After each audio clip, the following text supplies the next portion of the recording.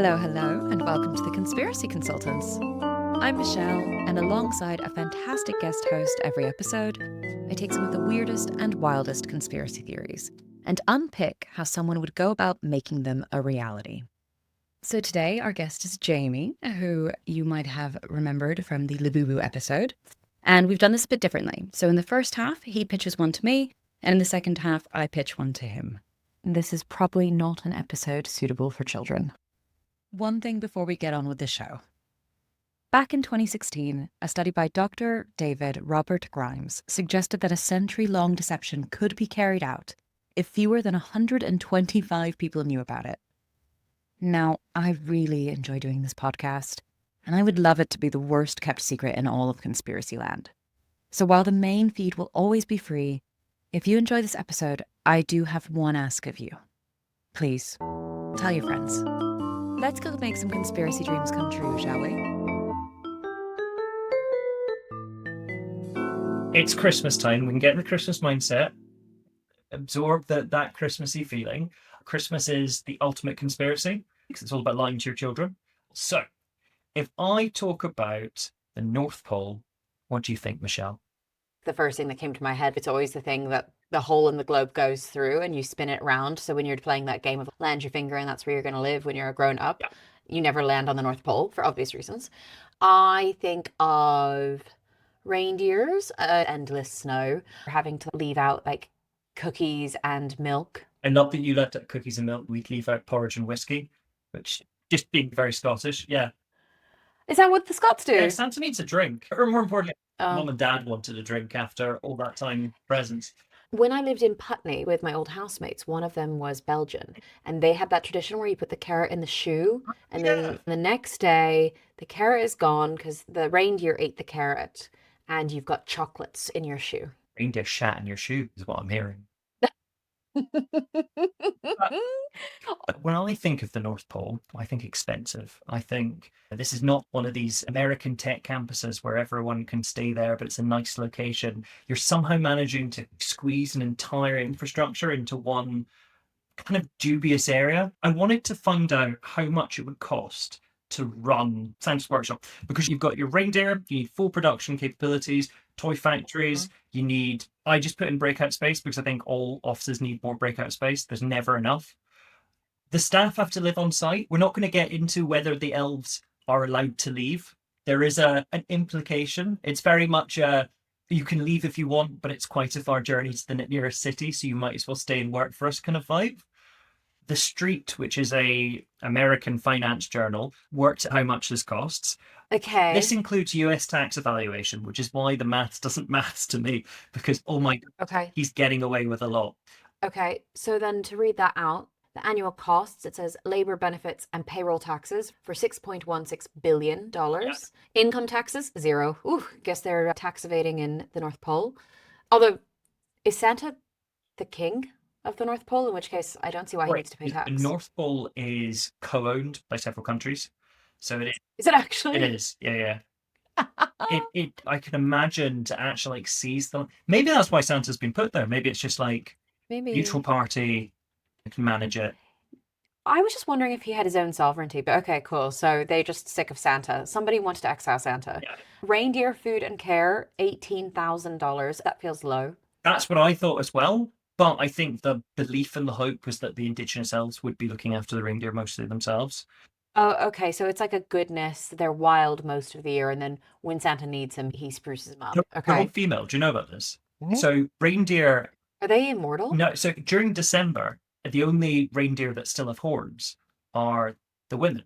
So if we assume all the reindeer have horns, a la all of the art of Santa, he's got an all-female sleigh team. That is so fun. That's very progressive. Yeah. Okay, cost of living, 30,000. Talk me through the cost of living. So cost of living, that we're assuming that his accommodation is covered already because it is a corporate accommodation. He lives on site. Okay, all year round. All year round.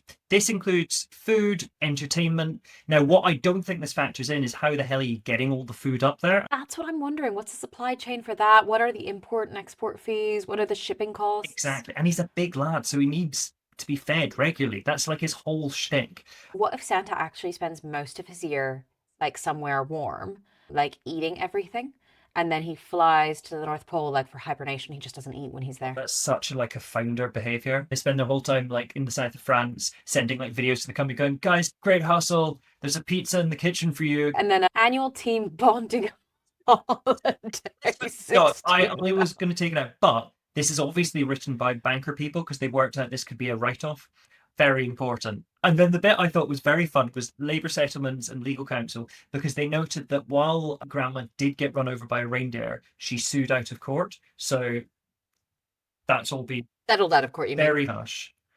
Now, which leaves the question, was Santa on the Epstein list? What? We're actually recording this on the 21st of October, and today Virginia Giuffre's book got released, and my copy arrived while I was at work. And I'm not emotionally prepared for this. No. The news agents were talking about some of the things that are in the book, and I haven't read this yet, obviously, but I was like, oh my God, is anyone not complicit in this? But now Santa's complicit in this. Santa's in this book I'm about to start reading. Yeah, Santa's in it, but I'm sure very much delved to like Santa was on a plane. It was the 80s. They all hung out together. Is Santa immortal, or does Santa have a generational shift? This is very important. It depends on which Santa movie we're going on. Some Okay. they're immortal. Some of them it is a role that is taken upon, like the Santa Claus, where you have to kill him and then take his soul. Others, Right. it's a hereditary position. Oh, okay. Sorry, and just to go back to this slide you have up. Labor Settlements and Legal Counsel says $0 with an asterisk. Is that the grandma got run over? Yes, in reference to the fact that I've... Okay. And also, do they pay for cleanup of the reindeer? Because the reindeer are doing their business as they run. But you don't have like the thing that collects the poo. With dog sleds, you just let them shit as they run because it's the only way to maintain speed. But I'm sure it's the same for reindeer. That explains why it snows on Christmas. It's snow, just reindeer poo. Let's get to the bottom of it. I know you're going to go into a bit later about more logistical stuff. So I'm trying to keep it very much about the North Pole itself. Because the problem with the North Pole is it's terrible. It is the worst place possible for a secret base. And then Really the temperatures range between minus 50 Celsius and minus 13 Celsius. It is very cold year round. There is no seasonal variation. It is a very difficult place to have a workforce who are meant to be going all the time. And researchers who go up north spend a huge amount of energy on maintaining heaters, on using diesel generators in order to stay warm enough to live. So the elves might be able to handle a certain level of cold, but this is very difficult to handle. We've been there since 1909. It is not a secret, mysterious place. People visit all the time. Okay. Do they do tours around it, like on cruise ships, like you do like Alaska? So you can't get to the North Pole by water, but they do like adventure tours for people who do ultra marathons. Polar bears are going to eat all your elves. What if they're vegetarian? Oh my God, look up a baby polar bear eating a seal. You'll be convinced they're definitely not vegetarian. And the one that I find really fun is the words Arctic and Antarctic. That literally comes from the Greek word arctos, meaning bear and not bear. So the way we've defined the North and South, one what has the bears, the North Pole, the one what doesn't have the bears, the South Pole. That's amazing. The magnetic pole is moving to Russia at 55 kilometers per year. And I don't know why this isn't the biggest conspiracy theory on the planet, because it's... Wait, sorry, talk me through. Because eventually the magnetic north and magnetic south flip, right? That's the... Eventually, but they're shifting depending on the molten iron core of the Earth. That shifts the polar proximity, which we don't notice for the most part, because we are a spinning eggy ball thing traveling through space and time. But yeah, the pole itself is moving very slowly to Russia, 55 kilometers a year. What do Russia want with the North Pole? Okay, so I think we've got two conspiracies here, because there's that one, and there's the one you've just identified, which is the spinny eggy ball thing floating through space and time. When you put the Earth like that, no wonder flat Earth suddenly becomes more believable. As we said, 500 people go there every year. That was way more than I expected. Top Gear have been to the North Pole. If Top Gear can go to the North Pole, it is not a secret or safe place to put Santa. So we've got to hide Santa's base. Chris was the one who pointed me. If you've got all these people within it, it is mad that you'd somehow have a secret super expensive base that you can transport stuff in and out of. And then the last one, There isn't any land under the this ice? blew my mind, and I had to check it. Wait, is that real? There is no land under the ice in the north of the planet. Does that The mean south, that global warming is ending the North Pole? Is Santa drowning slowly? eventually, yeah, it's unsteady land. If you're going to be building this infrastructure up there, how are you going to build it on the ice? What happens when it starts to melt? It is not a sensible place to put a base. That's actually just blown my mind. People just want to hang out on the ice cap? Yeah. That's wild. That's wild. It is absolutely mad. And like some of this ice has been there for millions of years, but it is still ice all the way down. I'm surprised this isn't common knowledge as well. When I found this out, I'm like, why has no one ever told me this? Okay, well, it's hiding in the ice. Well, lots of pyramids. Cool. That's another conspiracy theory. Pause. So this is true. The North Pole is all ice and it's floating on top of the Arctic Ocean. But it doesn't go all the way down and it's actually only a couple of meters thick. Unpause. Anyway, that's another conspiracy theory. So we have a few options of how we resolve this. Number one, high-tech base. Okay. Santa's using technology to hide the North Pole somehow, using either cloaking, a la Red One. If you were going to watch one really bad Christmas movie this year, watch Red One. In it, The Rock is Santa's personal bodyguard. What? And they live in this hyper-mechanized super city where everything is a bit of magic, but a lot of technology, and it's got a cloaking device. Arthur Christmas as an underground base, but then their sleigh, which I swear they called like Sleigh Force One or something very silly like that, is a giant spacecraft where most of the stuff gets done on. Both require huge infrastructure and spending. How is Santa making his money? I saw a note that because he is a saint who's been around for a very long time, he may have lots of antiques from his time traveling the world that he's selling on the black market in order to fund Christmas. Oh, okay, so he's the reason Facebook Marketplace is what it is. Would you buy something off Santa on Facebook Marketplace? I'm sure a lot of people do exactly that. So how is he going to pay for all this technology? What is Musk funding this? Is there a secret donor in the background? Oh, now, okay. Now with Musk, here's the only problem. We already used Musk to fund our trip to Mars in season 1. So we can't have Musk. But there's definitely got to be someone who can fund it. We need to get a donor list that we can just go through and get the billionaires all assigned to conspiracies. I think that's a very good idea, personally speaking.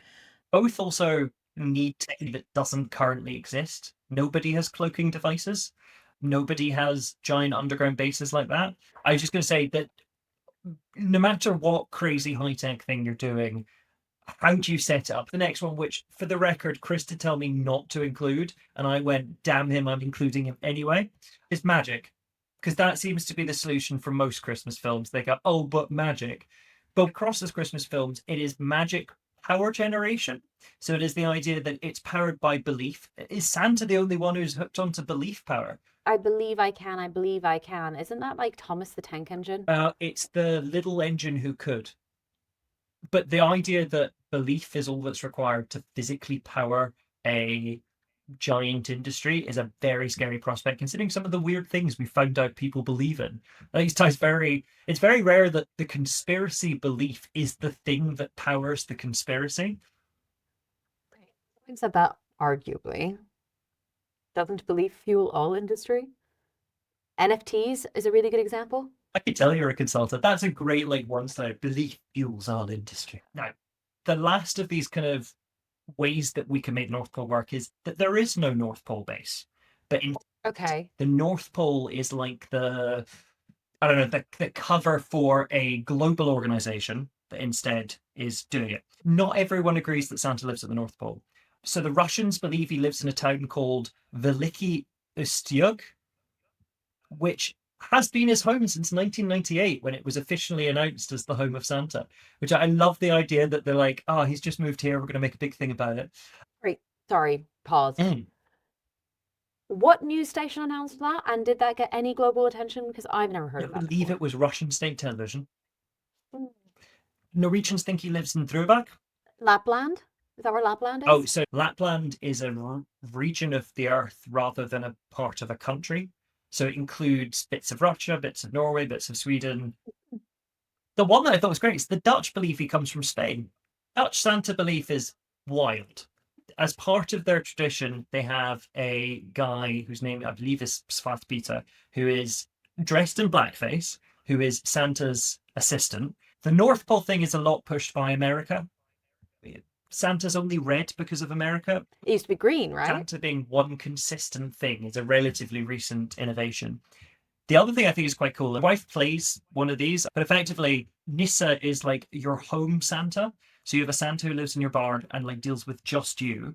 So I love the idea that this is like MLM, door-to-door sales. Aren't we getting into that with like Elf on the Shelf, which by the way is so weird because everyone's like, this has always been a tradition. And I'm like, I'm sorry, it is not. It has appeared about 3 years ago, 4 years ago, and everyone is in on the conspiracy together to pretend it has always existed.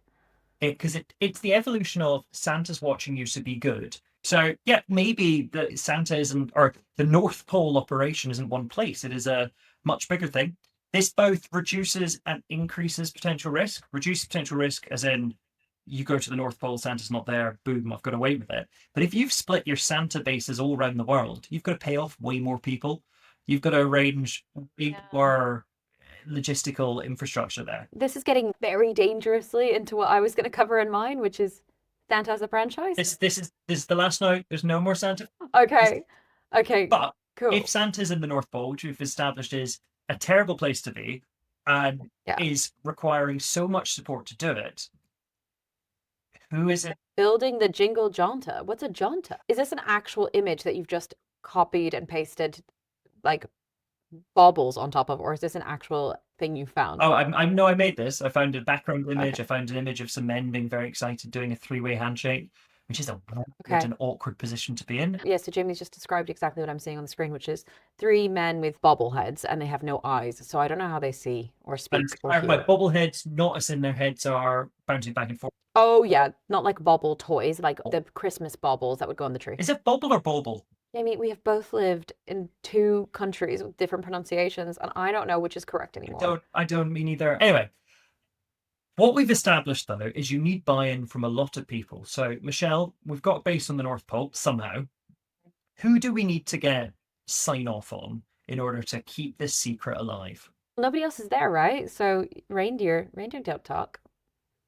Reindeer Don't Talk is definitely going to be like the name of your next album. Let's start from the beginning. We have the base or we don't have the base? So you've managed to establish the base. All right, so we're not thinking about like how we get the tools, how we pay off the builders, who's putting it up. I mean, how long it takes. Don't even get me started. We're going to have to do that first. But even after we've done that, there's 500 tourists coming there each year to prove how masculine they are. How are you going to ensure that information doesn't leak out? The counterpoint to this is the 500 people are there and nobody has claimed to see Santa, right? So my question is, how big, first off, is the circumference of the North Pole? Like when people go in on Antarctica, they're actually like going on a very small bit of Antarctica, generally speaking, and there's only a few people who have ever fully walked across the continent. And even then, what you get is you're going in a straight line. You're not gonna stop off somewhere in the middle. So there's like actually quite a lot you might not see. So I'm wondering how big actually is this apparently giant iceberg? Okay, so maybe it's that when we're saying North Pole, we're not meaning the actual middle of the North Pole. It is somewhere in the Arctic. That does free it up quite a bit. It still will require getting ships out there, which are going to get flagged, particularly by the Russians. They're always listening up there. There's satellites now, right? But there's ways around that. So what year did people start going to the North Pole? 1909. Pause. Mic problems. That's 1909. Unpause. And what year did we start saying Santa was in the North Pole? Probably way earlier than that, because the North Pole's a great place to say something secretive is because no one was going there. But now people are. Arguably then, with that in mind. So what we're talking about is if we're moving at 55 kilometers per year, wherever it was has remained, because we're not relocating our base every single time. It's not a pop-up Glasgow situation. This is like a thermal unit that needs to last year round for longevity, for keeping costs down, etc. So actually what we're saying is if we established it even a year before people started arriving, then it's already moved 55 kilometers away from the original site. So our OG North Pole is probably now nowhere on somebody's mind. If you go to the North Pole, You want to go to the pole. You want to be like, look, I went to the pole. Otherwise, it just looks like you sat on ice. Technical magnetic central point. Look at my app. Oh, actually, people would like that these days. Would Strava support that? Oh my God, is the North Pole on Strava? I don't want to know. And anyone who knows that, I don't want to know. Did I tell you about when my brother-in-law got out of being sent to the Arctic Circle because he's allergic to wasps? No, you didn't. So in Sweden, they have national service. Very few people ever have to do anything with it. It's mostly just a kind of record that you're a person of the right age. But they said to him, yeah, you've somehow made the lottery. We're going to send you to an Arctic listing base where you're going to sit around waiting for the Russians. But you're with this? Do your medical. You allergic to anything? And he goes, oh, I'm allergic to wasps. And they went, oh, then we can't send you to the North Pole. Are there wasps in the North Pole? What does the Swedish government know that I don't? Question, are there wasps in the North Pole? Are there? You'd assume not. You'd assume it's too cold for insects. 2004 CBC, rare sighting of wasp north of Arctic Circle puzzles residents. Oh my gosh. But no, there are no wasps in the Arctic's permanently frozen regions. That's weird. I get that it'd be hard to be a wasp out there. No, it's definitely not weird that there are no wasps. It's very strange, though, that there are, like, your brother-in-law couldn't. To be honest, I think the people there were just very keen to move things along. If no one went, that's fine too. So you're going to have to pay off quite a few people if you do have stuff coming into the North Pole to build all these toys, to feed all these elves, to hoof all these reindeer. And when we discuss elves, sorry, I want more clarification. Are elves small people or are they their own species? Excellent question. They are their own species for the most part. Exactly what they're like does vary. So in the Santa Claus films, they are kids. They look like kids. They just happen to have the maturity of adults. It's a bit creepy. In Klaus, they explain away the elves as the Sami people, which I think is such a beautiful way of doing it. And the elves, where they come from, how they got there, that varies. It is a bit dodgy, the idea that you've got this kind of labor force that only lives up there, that just works for Santa. There's a slave labor implication here. I mean, like a very strong one. Yes, there is. There's a huge slave labor implication. And then there's things like, well, they're not human, so does that allow you to get away with it? I think the general rule of thumb for these kinds of things is if they have free thought, it probably is not good to just put them to work for no benefit. Yeah. And then there's the kind of the weird bit of Santa is the only non-elf in the North Pole in most of the stories, and yet he's the one in charge. That doesn't surprise me massively. Look at the Wizard of Oz. The wizard literally flew in a hurricane or a tornado. Yeah. And, sorry, a twister, I believe it was. They blew on in and they were like, he's magic and he's got to be our king. And I would not be surprised if there was like a sense of, oh, you're different. But if you also take in the conceit that the elves are making copies of every video game, movie, toy that show people, they must be becoming aware that Santa isn't rare. Like that there are other... No, but what if the elves aren't aware of other life? What if the elves are just like, everyone else on the planet is an elf and all the elves deserve to see somebody like Santa? They must not be, because anything that comes as a Christmas present comes from the North Pole. They're not delivering it. They're staying in the North Pole. The reindeer get to go. Creating it. How can you create a film? Do elves make the Christmas films if the Christmas film is a present? Look, they can put on human suits. We've seen it happen in The Good Place. There's that. Then there is Mrs. Claus. She's HR effectively. But when HR is the boss's wife, that's messed up. I want to take my original thought back. Who needs to sign off is Mrs. Claus. Mrs. Claus is the OG. She's the boss. You know why Mrs. Claus? It's a very sweet story. No, I don't know the story. A child wrote a letter in, I think, the 70s saying, Santa must be really lonely up there. Can he have a wife? And then everyone's like, yeah, Mrs. Claus, obviously, because the one human-sized person up there has got to have a human mate. Otherwise, you get so sad, so lonely out there. Yeah. And we're saying Mr. and Mrs. Claus have never had little Claus. Well, in some of the lore they do, and some they don't. Oh, new thought. Okay. The elves aren't their own species. The elves are actually what Mr. and Mrs. Claus call all their children.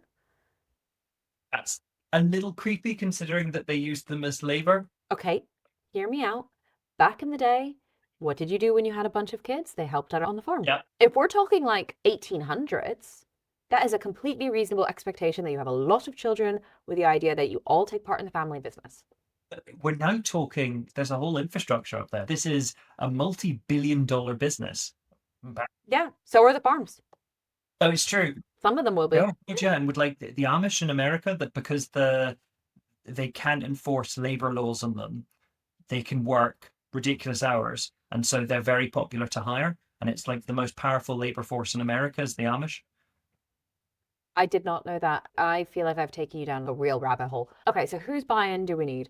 We've established the base, even though we have tons of questions about that, Yes. and I'm not entirely clear. We have established that the elves, we're going to go with the version that they are a different people who, for some reason, have chosen Santa to worship and take as their leader. Worship. Now that's an extra level because then you class it as a church tax write-offs. Cult. Santa's leading a cult. I keep giving a sidetrack. Yeah, particularly now that toys are very complicated. Where are you getting your rare earth minerals from? Okay, wait, pause. Sorry. So the North Pole in all the films isn't just snow, though. There's big trees that have covered in snow. But because it's all ice, there's no trees, There'll be right? no trees. It is and it's why many of the North Pole myths or where Santa's based are not. They're just somewhere up in the north of Scandinavia. That makes more sense. But if we're saying that we've got to get it all onto the ice, we basically need to establish a supply chain. So we're probably actually looking at somewhere like Norway. So we're basically establishing some sort of arrangement with probably a local group, and we are asking them to provide us X amount of timber every year at a certain And you point. need a colossal amount. Do we have any stats on the types of presents that get given at Christmas? Well, based on the original Santa myth, it's the idea that everything's like handmade wooden toys, where you could very easily explain away, yes, this is all being built by one guy. We're now at the point where Santa's going to make me my iPhone 15. Where's he getting the equipment for that? Where's he getting rare earth minerals and all of the bits? Santa's got to get copyright sign off from all the various companies that make the other version, the non-Christmas versions of it. No, we don't need the copyright sign off. And the reason I say that is because Deliveroo Kitchen, right? Have you heard about this? No, what's Delivery Kitchen? Okay, so this has been on London Centric. For a while, we've known there are Deliveroo kitchens. An example of this is I used to really love home sliced pizza, but where I live, I can't get home sliced pizza. And I was like, great. I now see it on Deliveroo near me. I'm going to order it. And it's not home slice making it and delivering it to me. It is a kitchen that makes the recipes from certain restaurants that is near me, and they can make all sorts of recipes. And then it comes to me, which obviously meant the pizza was dog shit, in case anyone was wondering. But it has transpired that it's not just the ones that claim they're doing it. It turns out that random restaurants near you have opted into some of the biggest brands, and so the Chinese up your road might well be making your dishoom meal. But do they would have to license this? I'm not sure exactly how they would have done it. I'm sure it's in that London Centric article. But the idea being, you don't necessarily have to be like, I'm making a knockoff of your thing. It could be, give me the recipe, send me the supplies. I'll do it for you. I'll take that off of you. So I wonder if there's a model there where they're like, actually, it costs too much to produce it in the UK or the US. We're actually just going to send the materials to the North Pole. Dark, but economically sound. We're just outsourcing the The problem. non-Christmas present versions of some of these products are also made in the North Pole. The struggle with the Christmas story is some presents are just so obviously would require incredibly niche skills to create. And the idea that this space could create this and then all the other things just it's too hard to imagine. They're going to need all the different plastics, every kind of mineral, metal, and everything in between. I think 3D print a lot of it, I'm sure. And you probably could. You can 3D print houses now. So you'll need various trade agreements with various countries. And I'm not entirely clear on what they'd be getting back because you either have to give, it's got to be money or services, right? Yeah. So what would they get in return for this? The joy of Christmas. Unless, so this is my theory, if we're going by the magic theory that the kids' belief in Christmas gives power to the Santa, maybe some of that is then being returned to the grid to offset power by these nations and companies that are signing up to it. And this is actually why they don't pay tax, is because they've already paid our energy bills. Yeah. I like it, but I do think magic is a total cop out on It that. is absolutely a cop, which is, but I'm sorry. This is Christmas. Everything is a cop out. That is part of the beauty of it. We are making it real. We probably need the trade unions involved in some way, shape, or form.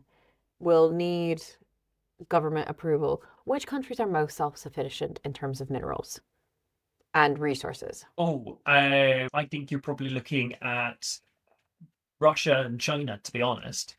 I also think if you were to go after countries that don't celebrate Christmas to have the deal in, Mhm. you'd limit the chance of crossover with the countries that do celebrate Christmas. Is it that the ingredients for all these exciting electronics are all actually coming from the North Pole? And they are selling them to the rest of the world. Rest of the world's giving them the presents that they're then distributing. So the elves are just mining. That's what they're doing.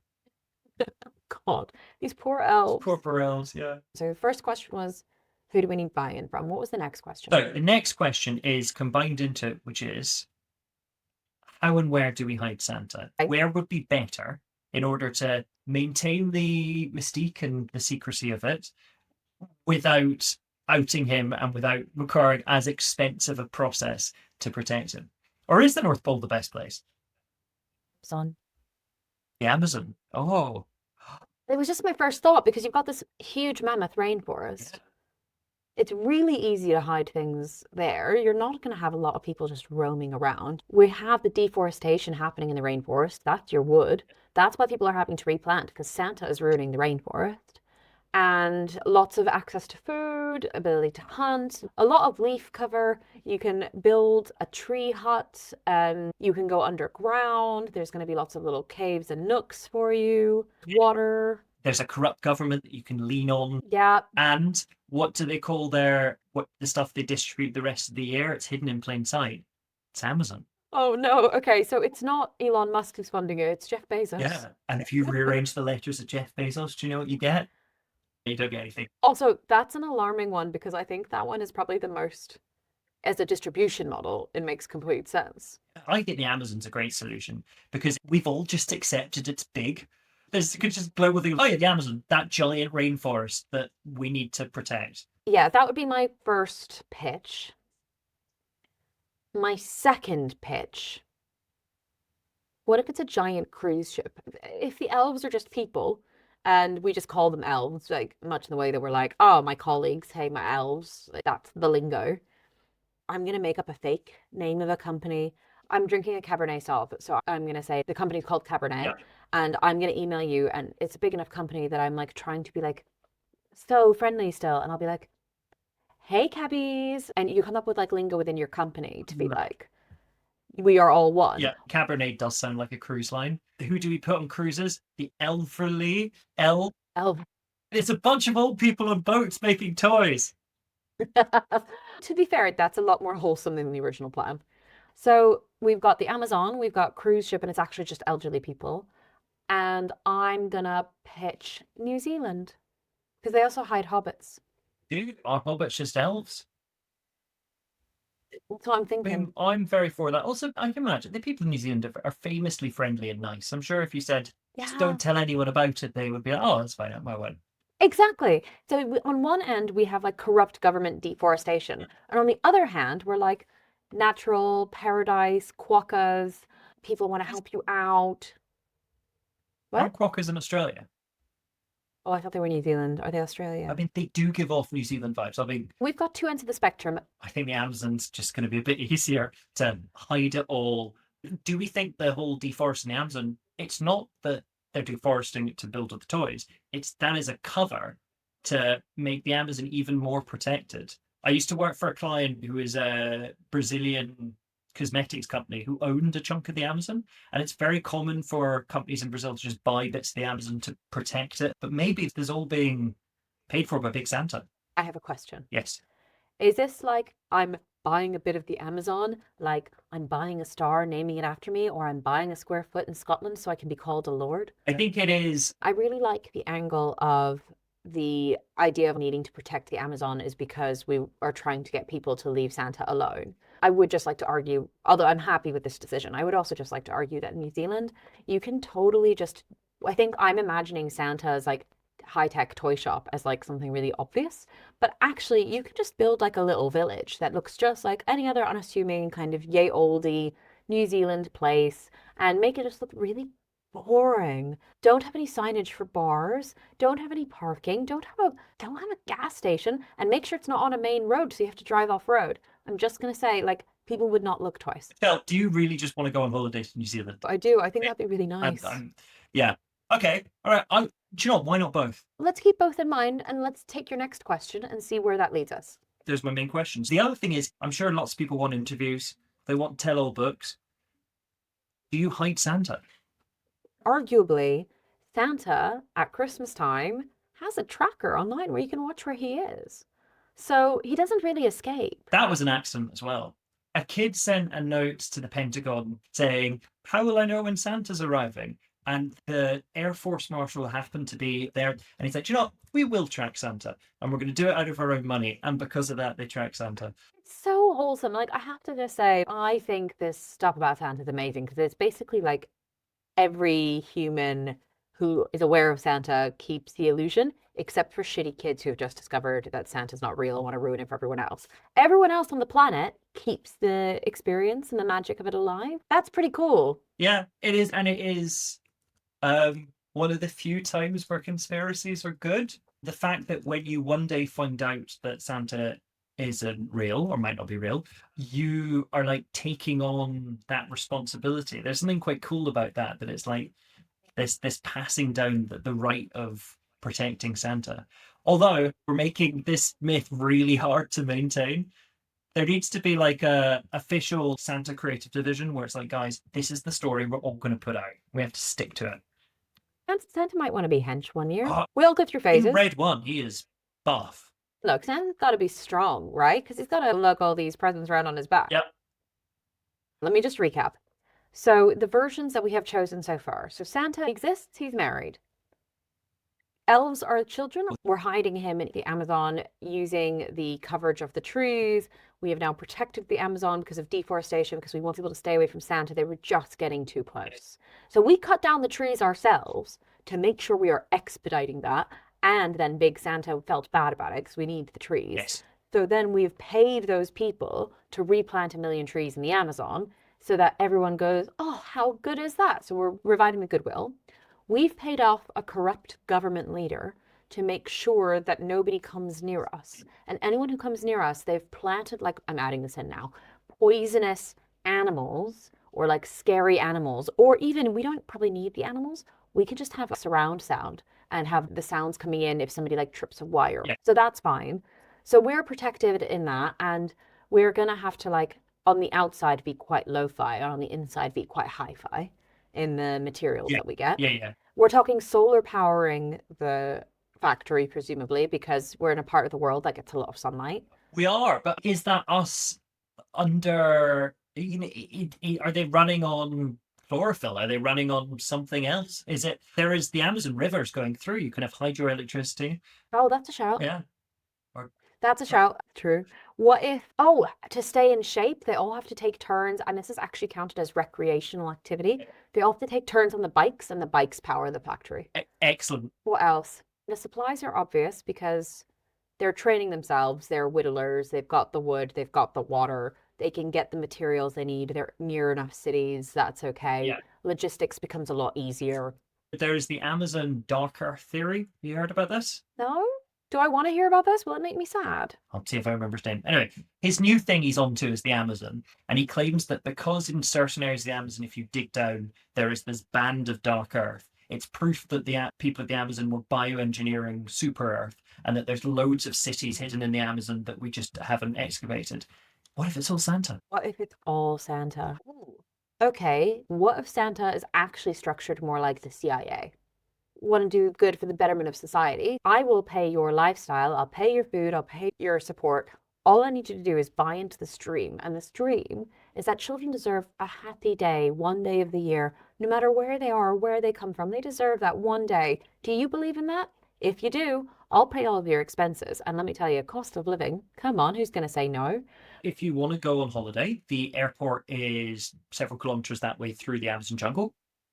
Go, as long as you've let your line manager know. I'm going to take this a step further. I have a new pitch for Santa. Hear me out. Santa has populated New Zealand. Everyone in New Zealand is related to Santa. And the reason for that is it started as this little startup in just like this one little spot in New Zealand.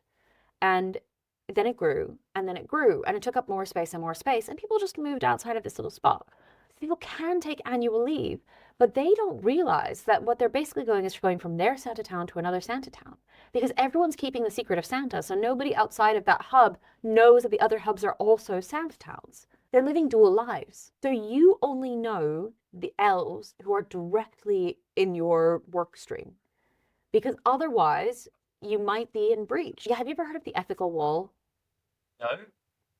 Okay, so my old company did a lot of government work. So there was something called an ethical wall. If you were already working on said government client, because government projects tend to be years long because they have to be. If you're working on that, when the new bid comes out, because you have privileged knowledge you're not allowed to share, you are not allowed to speak to the people working on the bid because you could be in breach. So there's literally something called an ethical wall agreement that is put up to prevent anything like that. And if you break that, you have a ton of penalties heaped on you, basically. And in theory, depending on what you're working on, you could be breaching the Official Secrets Act. So you have to be really careful. So I wonder if there's some kind of agreement in place of you will only know the people working directly for and above you.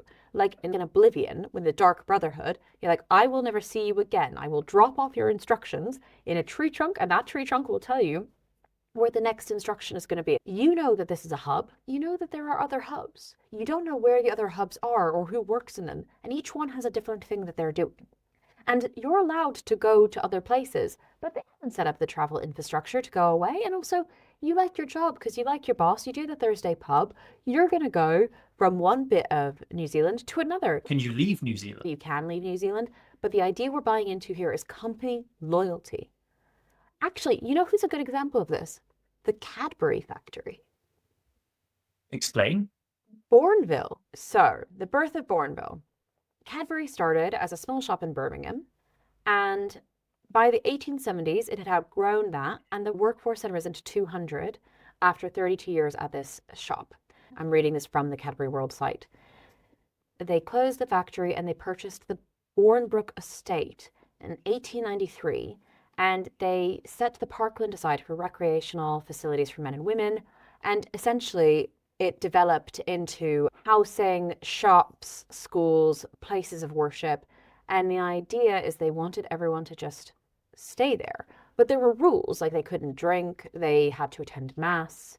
It basically was like, we'll take care of all of your expenses, but you stay here. But we're going to make everything so nice that you don't want to leave. I've got a couple of friends who work out in California for big tech firms, and they design it so that you have no reason to leave. You eat everything there. You get on a shuttle bus that's sponsored by the company because you know you can work on the bus. Everything is designed to keep you in. Yeah. All of New Zealand is designed to keep the Kiwis there.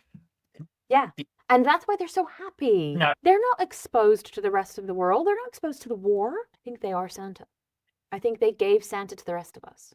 So there's these religious groups that have sprung up all over the Pacific where stuff is washed up and they've ascribed religious meaning to it. And it's stuff normally from like World War II, bits of planes, that kind of stuff.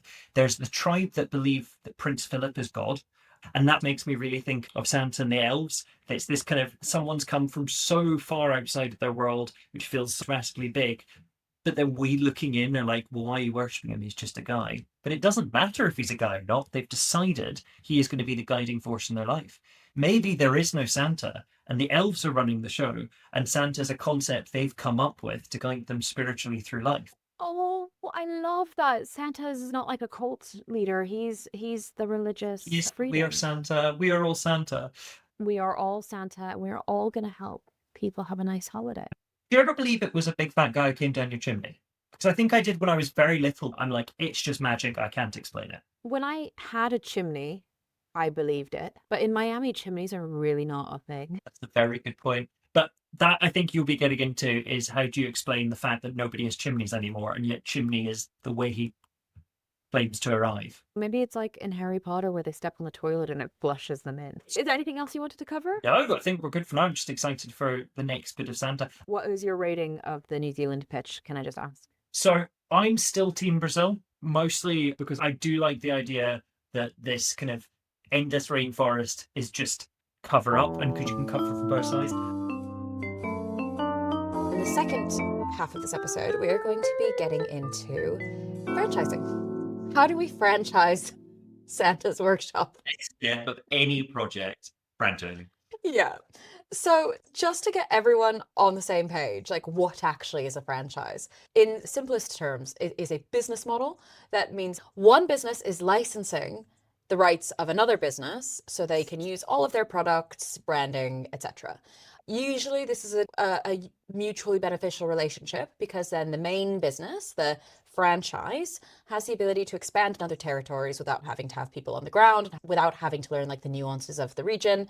And the people who are running the business, who want to be entrepreneurs or want to have a steady income or whatever, they then get the security of having an established brand. So it's a symbiotic relationship in theory. But I'd say some businesses do better than others. Tell me, Jamie, any immediate thoughts come to mind when you're talking about franchising? So all McDonald's restaurants, I think, are franchised restaurants, which just is really like a scam for rent because McDonald's is not a restaurant business. And now I'm sounding like conspiracy theorist. Okay, tell me. McDonald's is not a restaurant business. It is a real estate business with a restaurant facade. The real business McDonald's is by franchising out the property. They still own the property, but not the running rights. And because they own the property, they then wait until that gains in value and then they can sell it off. It's also why the ingredients are slightly different to each McDonald's, because it's whatever the franchisee is able to get, not from a central distribution hub. Pause. I actually didn't know about this until Jamie said it, but this appears to not only be true, but widely known. Recently, McDonald's land holdings were estimated to be worth between $40 and $42 billion.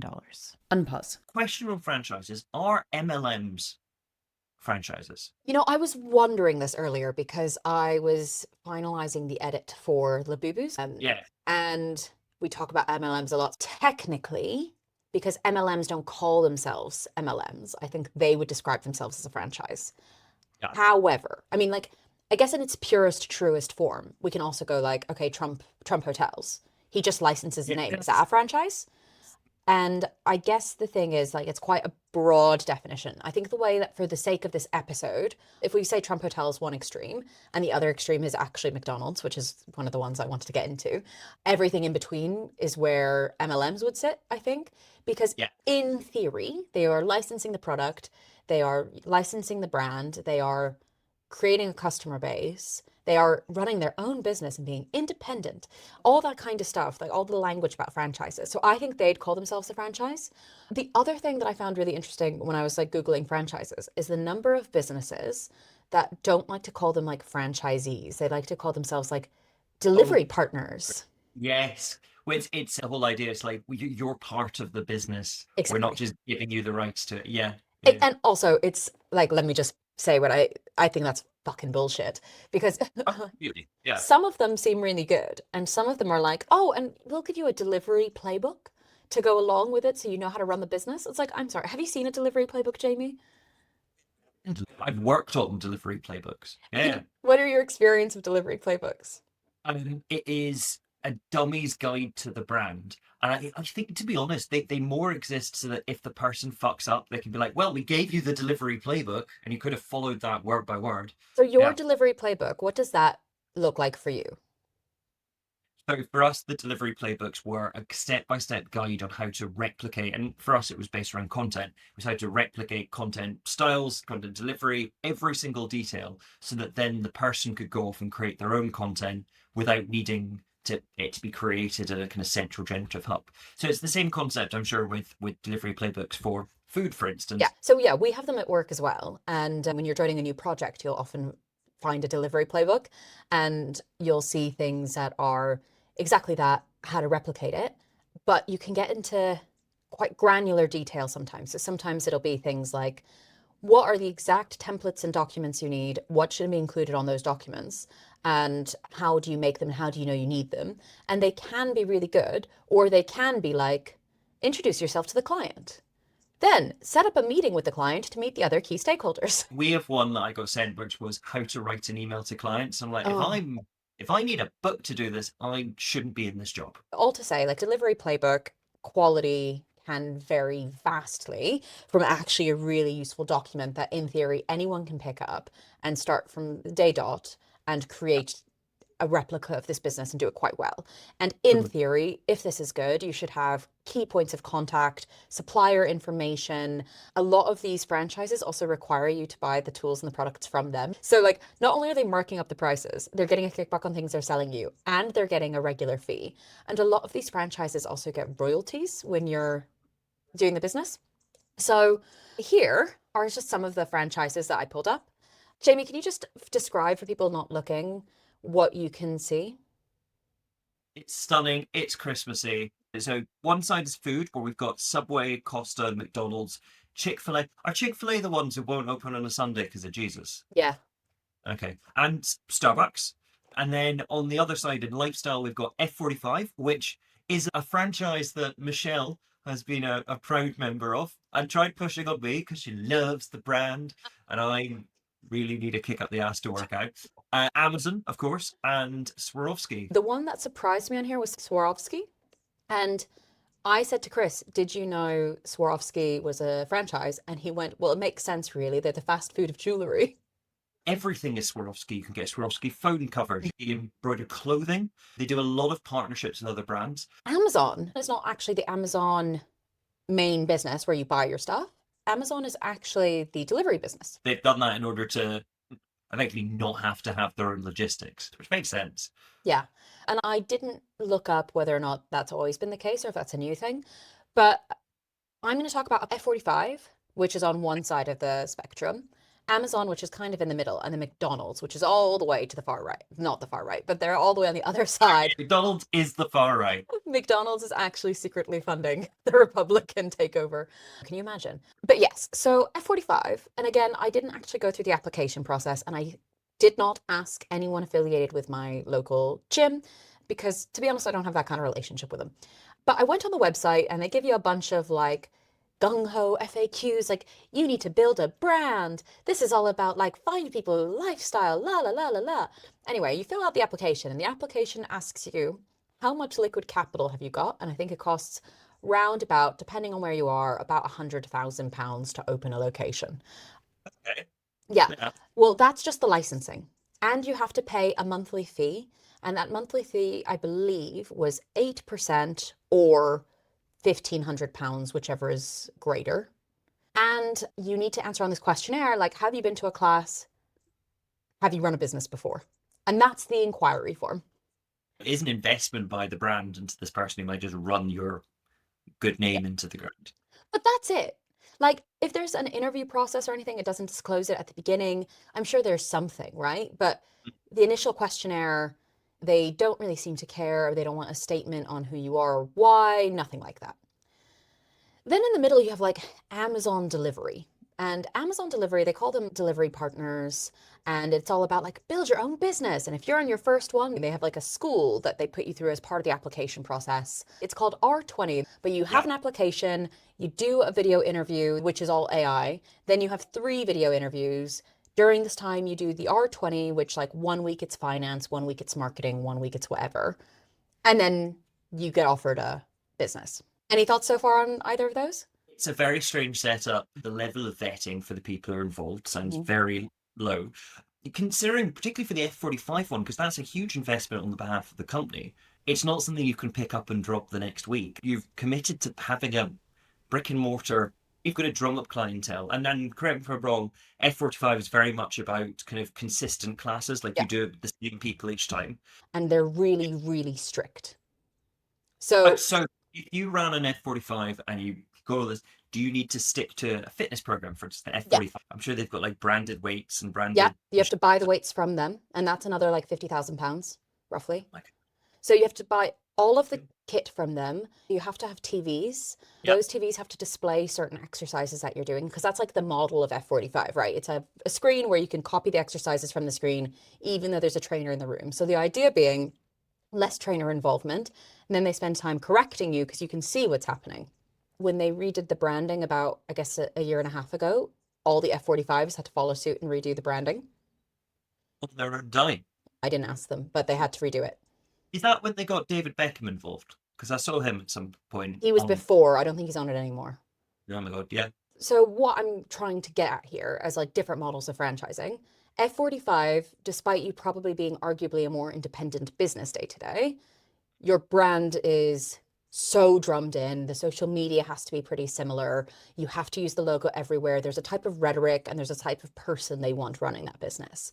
It's a like people facing business. You are seeing your clients every single day. Amazon, on the other flip side, you don't really care who's delivering your parcel. You just care that you could get your parcel. It is a very different business model, but it's a more hands-on interview and acceptance process. I would also say that your brand experience for F-45 starts the minute you go in the door to the minute you leave. With Amazon, it doesn't really begin until you have the package in your hand. So that whole in-between bit of when it's being delivered and all, I suppose there's maybe less pressure to make it heavily branded and heavily brand aligned, which is interesting that then they do them more training. I would expect for F-45 them to have more vetting and training and support than it sounds like they're offering.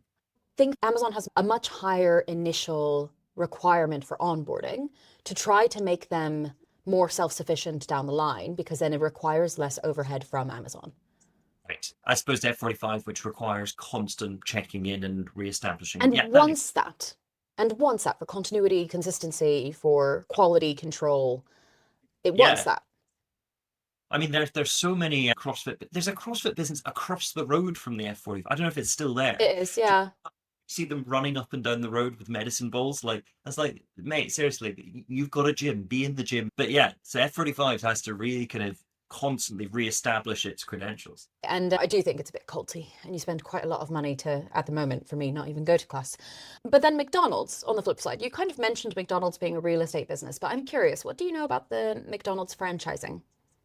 A little bit about the kind of the origin story of McDonald's, that they developed their production method and were then able to just kind of push that out to various existing burger joints who could rebrand themselves as McDonald's overnight and then retake that on. And what it means then is that McDonald's is able to apply itself to an incredibly wide range of restaurant spaces that have become McDonald's. McDonald I haven't done the research on how they are franchised now, more kind of the origin story, because it was the guy who was selling their soda who told the brothers who founded the original McDonald's, you've got a business here that you can market to other businesses, and he convinced them to do the franchise deal. So I actually have an old colleague who's right at the last stages of franchising at McDonald's. Oh, amazing. Yeah, so I know a fair bit about the McDonald's process, and I looked it up online, and it is all public knowledge. It's all available. But the McDonald's process can take about 2 years. Really? Yeah, as can Chick-fil-A, actually, because at one point my dad was really interested in, could you franchise a Chick-fil-A? So with the McDonald's, there's an application process. There's a series of interviews. You have to do a psychometric test. Let's say tomorrow I'm like, I want to become a McDonald's franchisee. I'm opening in 2 years. I'm not even allowed to become a franchisee until this full process is. No. You become a franchisee at the end of this 2 years. My gosh. Yeah. Okay. It could take a little bit less, but for my colleague, it's taken about a year and a half at this point. So you have to do a psychometric test. You have to work in McDonald's for a few weeks. You know, Tilda's a former McDonald's employee. I'm not surprised. It's a really good early job. Yeah, in Sweden, everyone goes and works at somewhere like McDonald's in school. And she's like, she got to work with all of her friends. To this day, she says it's the best employer she's ever had. It's really interesting that, like, as a kind of community building. So yeah, they make you work behind the bar. They make you clean the bathrooms. They make you do all of it. Then you go through more interviews. Then they ask you all sorts of things about, like, which kind of region are you interested in? And how much money do you have up front? Because it's very expensive to open a McDonald's. Not only, as for all of these, do you pay a license, you're paying the rent, etc. I suppose a lot of the infrastructure is already in place then. Does that make it easier? I don't know. I think in that it's up and running, sure. Question, I'm a McDonald's franchisee and I hire staff. Am I hiring them or is McDonald's hiring them? You're the business, so you're hiring them. I have full... Mm-hmm. I don't know if you have a lot of McDonald's when you travel, but Italian McDonald's, very nice, very clean, good quality food. French McDonald's, the burgers are weird, named very strange things, which don't match what they are, so I don't like that. Like every McDonald's seems to do slightly different menus, but still have a very strong brand identity.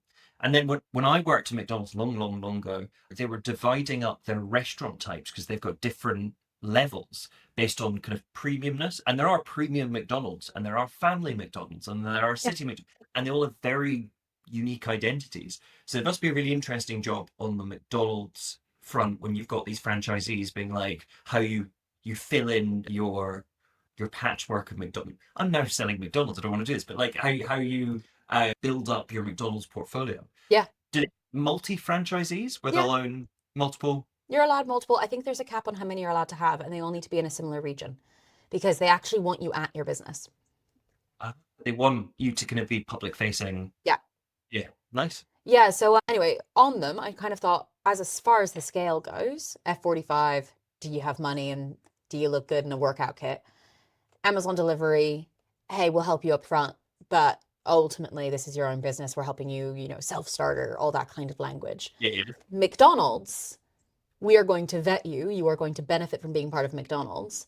And you are going to prove that you want this badly enough by going through this unbelievably grueling, tedious process with how many dozens of interviews. Yeah. Really involved. And as a franchisee, do you get access to the legal infrastructure of McDonald's? I actually don't know that. And I suspect the key thing to remember for any of these is you are an independent business that is licensing from the main business. So if my guess, and this is a guess, but like if F45 came into disrepute because of something that F45 as like a core business has done, then you probably as a franchisee would be looking to sue for lost earnings because the central business's reputation is rubbing off on you. Yes. Whereas if you, F45 in Soho particularly, did something nefarious, like, I don't know, your teachers actually turned out not to have qualifications, then that would reflect badly on the main franchise, so they wouldn't, in theory, be covered by the main franchise. Do you see what I'm saying? It's one. That's my guess. Easily like disavow them and be like, well, it's not us, it was our franchisee who did all the way. Yeah. And we have, reprimanded them and fined them and whatever, right? There'll definitely be some kind of clause about disrepute. So with that in mind, I do want to talk about Santa's values because we need to think of a franchise model. When you say values, are you talking the manifesto that gets slapped on slide 1 of every presentation by Santa Corp to make it very clear? We love teamwork. We're a family here. Peace values. Are we doing that level, or are we talking like his corporate values, as in like his key KPI kind of goals? Let's do both.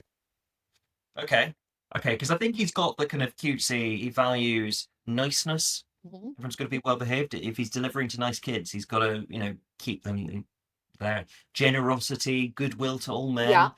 Cookies, I think, is just a whole Okay. separate. There's obviously a kind of consumption element involved. He has a real thing for children of wealthy parents because they seem to get better presents. Okay, yeah. So there's some bias here. Oh, yeah. Okay. Yeah. It must be so sad to believe in Santa as a little kid, and then I'm sure they're not drawing the dots, but it's like, yeah, my rich friend, not only are his parents wealthy, but Santa loves him more than me. It's a weird one, right? Because I was talking to my friend Andy, we got lunch today, and he was saying, unrelated to this, that as a kid, he had friends who got everything they wanted from Santa, and he didn't, but he also didn't want for anything. Like, he was just content. And I think there is a sense of contentedness of, wow, I never get this, and Santa got me this amazing thing. But also my parents used to wrap up presents from them and not wrap up the presents from Santa. So I could tell who was from family and what was from Santa. But everyone has a different kind of model. In Sweden, Santa comes to your house and gives out the presents. Every single house has a relative dressed as Santa. And the bit which I think is brilliant, and the Swedish model should be adopted by all Santas because they'll save a ton of money, Santa doesn't give you the presents. Santa distributes the presents. The presents very clearly say, to Michelle from Jamie, but Santa turns up to hand it to Michelle. And you're like, thank you, Santa. I'm like, Santa did nothing. Santa just rocked up here, drank a glass of whiskey, and handed out a present. It kind of sounds much more affordable for the average household. Absolutely. I think I'm going to retrain as a Swedish Santa because it sounds like just such a good job. Yeah. Perfect. So, okay, so that's Santa. And in terms of KPIs. Yes. So he's got a distribution model that requires every single child who believes in him needing to get something. Everyone gets something, and thus you can't look a gift demigod in the mouth. So I think there's this element of you need a very wide distribution range. You have one morning or one night to get it to them. So you've got incredibly kind of limited logistical space. So I think that needs to be core in wherever we're franchising this out to, that they need to be able to deliver to their people in one night. There cannot be delays. That's the thing, there's no delays with Santa. They don't have a Mm-mm. process. There is no re-delivery setup. Okay, so what would you say, based on those values and KPIs, an interview process should look like? And to clarify, this is to be a local distributor for what we're calling the business. Let's just keep it simple. A Santa delivery partner. Santa delivery partner. Cernix Excellence Center. Excellent. It will be called something like the term fulfillment center is so fucked up that it's just like, no, it's a warehouse. Call it a ware. Yeah, anyway, right. One man delivering presents around the world is ridiculous and a lot. And I get even one company delivering presents to one neighborhood overnight, they all get there, they somehow get inside the houses, is a lot. So I think as an interview, it's like, can you manage an exceptional team? Can you hire an exceptional team? Because you're going to have to be able to get the best people. Can you keep to a deadline? I think is an important one. Uh-huh. Are we assuming that these people are making the presents or just distributing them? Just distributing. Okay, just distributing. I think there needs to be, because there's no margin for error, it has to be like, have you run a distribution business before? Do you have the upfront capital to constantly adjust to the ever-growing amount of presents children are getting? Because it's I think it started with, like, everyone gets one wooden train according to the films, and now it's like you get 9 Xboxes or whatever. That's a lot, and it's going to get costly for you to be delivering all of these. Okay, so I was thinking that what I'd really like is to kind of adopt some of the like McDonald's, Amazon stuff and kind of do a boot camp as part of this. And in the boot camp, I think there should be certain skills that we're looking for. I think the main thing is, right, everyone has to be good natured. What we don't want is anyone coming in and committing crimes against the families that are supposed to be experiencing Christmas. Good point. Yeah. But I think there are some skills from like the criminal underworld that would be very effective here. So I'm just going to say, like, basically a SWAT team, but for Santa, it should include a locksmith, somebody who can open the door and then lock it again, probably like a computer hacker to disable the Ring doorbells that are on everything. Or if not that, maybe we need somebody who can make it look like real Santa is appearing. Either it's Santa the pickpocket, or it's Santa magically appearing through your door, right? So we need to manipulate or disable the image for that period of time. So should we be hiring ex-cons? I mean, that's probably not a bad idea, except for we need to make sure they're rehabilitated and won't commit more crimes. Of course, but like, think of the tax rebates. There's government schemes to support it. My work did a series of things where they invited people with various skills. I think they just wanted an interesting training session. There was this pickpocket who came, and he was a very prolific pickpocket in Covent Garden. He got arrested, he got put away for a while, came out, and he realized there's one skill he has, which is pickpocketing. There's very few legal applications. So the Met have started consulting him about, where should cameras go? Where should you put police? How to train people to be aware of pickpocketers. And now he also does these sessions where he goes to companies and talks about, how to engage with people, because pickpocketing, I didn't realize, I thought it was just sneaky fingers. It's crowd work. It is much more about the hiding of the trick than the trick, which is normally quite simple itself. So I think there are these people with incredibly good breaking and entry skills who may want to, use their skills for good. And this is the place to do it. Yeah. Also, Michelle, you won't watch this, I know, but dear listener, if you haven't, watch Arthur Christmas, because this is how the elves work. They form a SWAT team that goes to support the Santa, who do 90% of the work. Santa literally just turns up, eats a cookie, gets out. All to say, as long as we are 100% sure that they are not going to commit any crimes, I think we have to be very careful about the types of crimes they committed in the first place. But we probably want somebody who can pick locks. We probably want somebody who can hack systems. Do we want like footprints? Do we want like an events person? Do we want somebody staging it all to look a certain way? He doesn't come down, no one comes down chimneys. We're all agreed that that is not an actual point of egress. That's a cover story. Well, I think just it's not very inclusive if we talk about chimneys, because for our listeners, say in Miami, then there's no chimneys. And somehow Santa still gets there. The chimney thing is a false flag operation. If that's what we want to tell kids, that's fine. But I think that I would say you probably want a team of at least 2 people. You probably want somebody who's based at your team's headquarters, running the show on a walkie-talkie, going, this is the vibe, this is where you should lay things out. By the way, we have extensive notes on this household, and here's what they like. There's a huge research job as well. I'm sure that most of the job of the company is planning the because you've got to do it with military positions. I'm sure you need rehearsals. You need this down to a T, and every home is different, so you need to be ready to the homes. So you want somebody photographing and documenting the houses as you go in to create the file for the next year. Although, can you imagine the shock when you go in and you find they've kind of redecorated and suddenly all the training is nothing? So people do still need to think on their feet. You go to the trees, which is why when people put the trees in the window, it makes it, I'm sure, a much easier job. This feels like a McKinsey question where it's like, how many lock pickers are there in London as a starting point? Are there enough to have one for every team? I would say yes, because think about how quickly you can go if you know how to do locks properly. So if you can properly get in, let's give them 3 minutes to get in. I'm sure somebody really competent could do that much more quickly. You go in, you set up the house, let's call that 5 minutes, and then you leave and lock the door again. So let's say that we have a SLA, the service line agreement. Let's say that we're trying to hit that and every house gets 15 minutes. In a heavily, densely populated city like London, you will have 100 houses on one street because you've got a lot of people in close proximity. When we're in the countryside, this becomes more problematic because you have to add commuting time, but there'll be fewer houses. So in London, it could be, if we're saying 15 minutes per house, and actually you've got a good way of going before you need to then move the car or anything like that, 4 houses per hour. That's not bad going. No, do you think that the different franchises interact with each other, are aware of each other? Is there a kind of... They definitely have to be. Because I always, like the really sad thing in Christmas films when the kids are like, we're moving, but how will Santa know where I live? There must be a way for it's like, all right, you've left my territory. Yeah. Now I'm going to pass you to, Clapham North. There's a GDPR thing they need to be compliant with, but that's just in the UK. They'll have an equivalent elsewhere. Oh, do you think they are GDPR compliant? I think they have to be GDPR compliant. Storing a lot of private data about these. Yeah, I mean, they would definitely be useful for advertising. They definitely would be. Yeah. Oh my gosh, are they selling the data? Do they work with the government? Do they use census records?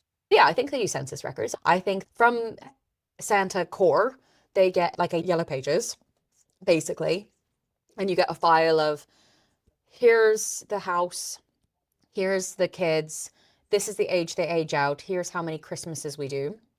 And if you need a team of 2, maybe 3 max to do a house, you need how many teams of 2 to cover your catchment area. In London, you'll need more, but not every house has kids. Not every house celebrates Christmas. That's another good point. I also think we may need to take a step back. We're currently focusing on how they're going to carry out the night. There's the important bit, which is he's making a list, he's checking it twice, he's going to find out who's naughty and nice. How is that level of vetting done by the franchisee, or is that done back at head office? That's head office. The list is just delivered to the franchisee, I think. I think the franchisee should operate like Amazon. Yeah. You have been given things and you're going to deliver those things. Yeah. I mean, I'm just glad that he checks it twice, which means that a thorough QA process has already been developed. Absolutely. And I mean, the funding model of this is opaque, but I'm not getting too far into how they do that. I'm going to say that the franchisees will be paid based on number of deliveries made. And if anyone catches them, they get fined. Oh, 100%. I mean, the PR nightmare alone. Yeah. Yeah. So that is my pitch for how we're doing it. I think interview, I think you have to be gung-ho. This is the best time of the year. You've got a brand. You really do. Yeah, you've got to love it. I think you've got to really like cookies and milk or carrots or whatever. You have to like bringing joy. You're responsible for instilling, the Santa among your staff. These ex-con infiltrates. I can't believe you went ex-con. Yeah, but hey, we love our ex-cons. Now, resemblance to Santa, is that necessary? I think yes. Yes. Don't you need to be portly and bearded, or at least be willing to become portly and bearded for the role. I think portly and red suited, right? Yeah, the suit does most of the work. Yeah, the hat helps. buy the suit from Santa Corps, and it Yeah. had to be Santa grade. Because I've seen some mall Santas with truly terrible quality suits, and you notice. And they're sad. They don't deserve that. Mrs. Claus, do you need to be married like Santa? Is there kind of familial restrictions in these roles? I'm No, now thinking Chick-fil-A, and they're very strong identities. no, I don't think you need to be married because Mrs. Claus doesn't deliver the presents. No, she's mostly HR. Perfect. Yeah, I think this is a great way of doing it. I do think, though, that maybe the naughty nice verification may still need to come from the ground. Because if we've solved the fact that one man traveling the globe and delivering presents to everyone is ridiculous, and we now need to find a much smaller way of doing it, one man being the kind of moral judiciary for millions of children is also a lot. So what I'm saying is maybe going back to those kind of logistics guidelines you get given, there's a really strict moral guideline that is provided every year on how we define good each year. And it gets updated and that constantly shifts. And then that is what they have to judge the kids locally on. So you're suggesting like the Good Place accountancy team? Oh, 100%. Yeah. The other thing I was thinking of there is surely that's Elf on the Shelf, right? Surely they've just installed cameras in the elves on the shelves to monitor it across the year. I love this. Yes, so Elf on the Shelf's doing it. Now, are the parents aware of this? I think it's in the terms and conditions and just nobody read it. Okay, cool. And as part of those conditions, you are all right with Yeah. people breaking your house over Christmas. Amazing. So I was wondering about the legality of it, but if they've signed off on it, then we're good. Yeah, I think that goes into like the what we were talking about last time, which was everyone is acting like Elf on a Shelf has always been a thing, and it hasn't been. This is new. I think the benefit of this being a holiday for children is they just keep making more kids. So you don't need to convince them it was this way before. I do also think, though, there is some questions with, what will happen to Santa and the franchises with a declining birth rate. So maybe actually we have Santa lobbyists lobbying the Yeah. government to incentivize families to have more children because otherwise Santa Corps will go out of business. And Santa Claus, we know, is propping up several South American juntas. It's a real serious thing. Now, Santas that you see out and about at malls, handing out presents at schools, are they officially part of Santa Corps? No, Or are they? Okay, they're they're unlicensed. unlicensed. I think, Does maybe they are licensed. I don't know. But I think the ones with the bad suits are not licensed. Yeah, and because they're damaging the brand. Oh, in New York, the SantaCon. Have you ever seen Yes. this? I think SantaCon is just a cover for the annual training seminar for potential franchisees. All those people are actually engaging in the kind of very, very first round of it. It's a bit like rushing. But a frat, yeah. Yeah, so they have to prove themselves behaving Santa-lily for the chance to be a franchisee. I buy it. And that also explains like the Santa, what's it, the Santa Mile, the Santa Run in London? Yeah, because there is an athletic component. Yeah. Like, yeah, you're a portly guy, but you need to get in and out of houses. Or are we assuming that the Santa's doing this? Or is the Santa kind of figurehead back at base? No. I think because we've got to make sure that if anyone discovers them, it is Santa in the house, right? So I think Oh, yeah. somebody's got Yeah. to be Santa going in. And so I'm sure a part of the training is you've done all you can, you've kept the plan, the kid happens to be waiting for you, they find you, you need to give them a magical moment. Go. So that's like acting classes you've got to do. Yeah. Acting classes, CrossFit classes. You've got to be able to carry the big sack on your back because that's what you expect. Yeah, child psychology classes. How do you gaslight a kid? It's very important. If there's a dog in the living room going nuts and you have to kind of calm it down before Yeah. it wakes up. I think we probably need somebody to like have a magic flute or something that puts everyone to sleep. We need a hypnotist as part of the SWAT team. Yes. Oh Yeah. my gosh. So our Santa SWAT team is going to be a lockpick, a person who's acting as Santa, Yeah. somebody making sure they're taking notes, so like a researcher, and a hypnotist. I'm sure there's like a body cam situation we can do, and then the researchers back at home compiling Oh yeah. using AI. And then a personality hire who doesn't really contribute, but just they love him and he's like great at the Christmas party. Yeah, we love a personality hire. Although having said that, Anna always calls herself like a personality hire, and I'm like, that's probably like one of the best things you can possibly be. Also, Anna's extremely competent and bright. Who refers to themselves as a personality hire is the personality hire. They're just someone who is got a bit of imposter syndrome going on. Yeah. Anna's brilliant. Yeah, she always says that. And I was like, okay, but let's say you are the personality hire. It's like, You're pretty competent and everyone loves you. I was like, that is no bad thing to be. Huge compliment. Yeah. Yeah, yeah. And they keep things going. Because the problem with this team is they're all out on Christmas. They're probably Christmased out around Christmas. They don't want a Christmas party. They're summer parties where it really kicks off. Yeah. Yeah. Yeah. So that's my pitch. Love it. I'm here for this. I think it makes way more sense. The only concern is, do they have a Santa van? They have an unmarked car? They go on foot if there's enough of these Santa things. It's just going to get very busy out at night on the streets. I think you might need some government buy-in to like close roads and things like that. No, have you ever driven on Christmas? It's empty. It's completely empty Christmas You Eve. know what drives Christmas to tell how busy it is when you drive on Christmas? It is a self-fulfilling prophecy. I love this. Yeah. Yeah. Like, because we had to drive on Christmas Eve to Chris's family last year, and the roads were completely empty. If I'm a Santa Core franchisee, is there a the Santa at the top of it who you can become? Okay, and is that one guy?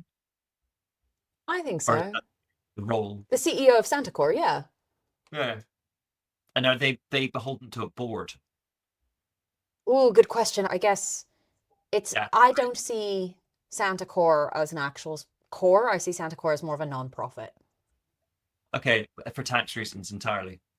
Yeah, I mean, look, yeah, something tax reasons. No, I think if Santa's values are kindness, I think Santa's kickback is kindness. Santa actually, like, there's something in the toys that the happier the kids are, the more joy that head honcho Santa gets. This could be a bit weird, though. I love the idea of just a guy sitting somewhere in the North Pole going, "Oh, kids are so happy. Oh, I love how happy the kids are." As a Santa Claus franchisee, you also probably need to really care about child joy. Yeah. Like that. And how do we measure child joy, the metric? Oh, you've seen Monsters Inc., right? Yeah, that's exactly what I was going. It's like that, but for Yeah. joy. Do you think there's like a Brad Lift study every so often, like the kids on Roblox, and just pops up, "How was your Christmas this year?" I don't know, like a 10? And it's like Oh, somewhere well, do you know what it is? It's a baselining survey. Yeah. So that's what you'll need. You'll need a baselining survey saying, this year, how much time did you spend thinking of Christmas before the event? How much time did you spend shopping for Christmas? How many presents did Santa bring you? Are you looking forward to Santa's visit? And then after Christmas, you'd Yeah. probably want to capture them realistically on Christmas Day because that's when you're going to get your best results, but maybe on Boxing Day. And then you can ask them how much their happiness has increased, and it's self-reported. Self-reported results I always think are a bit dubious. Well, you've got the elf on the shelf is also there to like get video footage of the quality of the day. But also, just to be clear, self-reported results, yes, they're dubious. But we're talking about kids' joy, right? If the kid thinks they're happy, ask a man if he's happy and he'll cease to be so, right? Yeah, the question is, how happy are you? Follow-up question is, no, but really, how happy are you? The follow-up question, seriously, look inside yourself, little Jimmy. Are you just have a lot of sugar, or are you actually happy? And yeah, And look, it's a little bit of column A and a little bit of column B, and it depends on how long it'll last. But I think self-reporting happiness gives Santa the metrics that he needs. Because people don't think of Santa in June. that's true. That's true, because that's when they're all having their absolute Christmas party ragers. Yeah. Summer party ragers. If they're reporting to their board and they're showing their happiness margins, self-reflected is all that matters. Now, this is a secretive business. Yeah. How do franchisees find out that they could become a franchisee? And what's the way that franchisees are being recruited? Okay, hear me out. If Yeah. Elf on the Shelf has cameras in it or similar, right? What you're doing is you're looking for people in your community who are like ambassadors for Christmas, and you're looking for the person whose house is always decorated, who's always got the cookies, who's always wearing a Christmas jumper. You are looking for people who are taking their kids shopping from November, who started their own Christmas shopping back in September, and who are like hiding presents around. And you're capturing them, and then you're having the little tap. They're getting like that. tapped. Living hat. Yeah, love it. Yeah. It's basically a spy network, but for the good of children worldwide. Which is what I think all spy networks are really for. MI5 is there just to, show that the government loves you. Save the children. Yeah. Yeah. Brilliant. All right, well, I'm hyped for Christmas already. Well, I just want to wrap up our discussion on franchises with showing you that this is you today, Jamie. But that could be you tomorrow. So much happier in the second one. Is he happier because he changed the color of his jacket? That's the only discernible difference I can see that would drive such joy. So, Jamie, what are you looking at again for people who can't see? I am looking at a very kind of restrained Santa beard. It's a very neat round one. There's a Santa on the left who does still look jolly. He doesn't look actively sad in that one, but he's wearing a Mm. black suit. And then next to him, where it's the you tomorrow, it is a much happier looking Santa with a red jacket. I assume this is AI generated. Mhm. Yeah, it is. It's really good. Like, I'm scared at the quality of the AI, but yeah, he's thrilled. What I love about this is in the beginning, he's still Santa. So the idea is he's just like an unfulfilled Santa. It's like, I've got this hat and this gut and this jolly love for the world, but I'm not using it. And now, we've weaponized his charm. Yeah, I asked AI to generate me a management consultancy sort of headshot for Santa, and he did take away the red, so we got him back in the red. We got his charm back. Oh, Um, absolutely. Yeah, and dear listener, the framing is very LinkedIn. We've got that kind of slightly grayish gradient background, like this they've been done on a kind of corporate offsite. It's perfectly squared around the head and the shoulders. Very professional, very Mm. chic. This is fun. I'm now a franchisee for Santacore. I'm doing well. We've been hitting our deliveries. What do you think the biggest challenges I'm gonna have to overcome year on year as a Santacore franchisee? I wonder if it's just the recurring one of kids aging out of Santa. As somebody who loves kids and loves bringing joy, then one year they just stop believing in you. How do you know when that is, and how do you know when the kid's just faking it? Because Yeah. I remember being about 12 and being very aware of my parents, but terrified that if I told them, there'd be a cut off of presents, so I just Oh. never did. Yeah. When did that you finally confess that you didn't believe in Santa? Not too long afterwards, because I also couldn't keep a secret as a child. But I do also remember being like 5 or 6 and not believing it was a fat man in a suit, but that it was still magic. As in, like, part of it I debunked, but most of it I'm like, oh yeah, but magically presents appear. That's not weird. So yeah, it's going to require a lot of data. It's going to require a lot of work year round. No, it's not a one night job. This is a full-time job. Yeah. Yeah, It's the I just ultimate don't- fulfillment center. that is the sign off line. Joining Santacore is the ultimate fulfillment center, but you don't need to pee in a bottle. There are bathrooms in the office. It's beautiful. Thanks for listening to The Conspiracy Consultants. This podcast is researched and hosted by me, Michelle Barnette, and Jamie Macrae. Edited and produced by Michelle Barnette, with scripting support by Anna Ryder. It was created and developed by Chris Harding for Whale Song Media. Music for the podcast was done by Nicole Johnson. Our artwork was designed by Luke Galloway for Space Films. And our marketing was done by Jamie Macrae. Special thanks to Andy Josephs.